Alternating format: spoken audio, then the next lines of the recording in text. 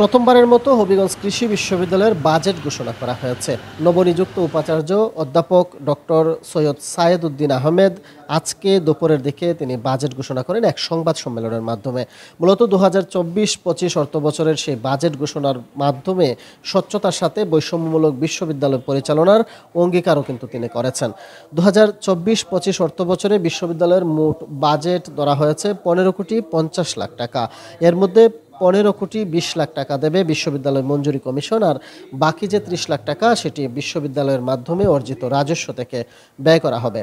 ২০২৪-২৫ অর্থবছরে মোট আবর্তক অনুদান ১০,৮২,০০,০০০ টাকা। এর মধ্যে বেতন খাতে ৩,৯৩,৪০,০০০ টাকা, ভাতা খাতে 2,54,10,০০০ টাকা, পণ্য ও সেবা বাবদ সহায়তা খাতে 4,15,50,০০০ টাকা, গবেষণা অনুদান খাতে 22 লক্ষ টাকা, প্রাথমিক স্বাস্থ্য সেবা বাবদ 3 লক্ষ টাকা এবং অন্যান্য অনুদান বাবদ 4 লক্ষ টাকা দেখানো হয়েছে। এছাড়া মোট মূলধন অনুদান 4,68,00,000 টাকা।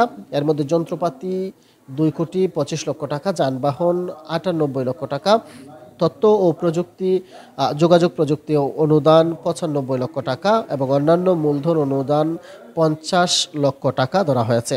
অন্যদিকে ছাত্র কল্যাণ মোট বাজেট 34,68,000 টাকা। এর মধ্যে মেধা ও বৃত্তি বাবদ 4 লক্ষ টাকা, ছাত্রী হল বাবদ 19,68,000 টাকা, ফিল্ড ওয়ার্ক ও শিক্ষা সফর বাবদ 6 লক্ষ টাকা, খেলাধুলা 3 লক্ষ টাকা, বিএনসিসি ও রোভার স্কাউট 1 লক্ষ টাকা, ক্রীড়া সামগ্রী বাবদ 3 লক্ষ টাকা দেখানো হয়েছে। বিগত ২০২৩-২৪ অর্থবছরে বাজেট ছিল 10,26,50,000 টাকা, যেখানে ২০২৪-২৫ অর্থবছরে বাজেট বৃদ্ধি হয়েছে 5,23,50,000 টাকা। অর্থাৎ বৃদ্ধির যে হার সেটি মূলত 51%।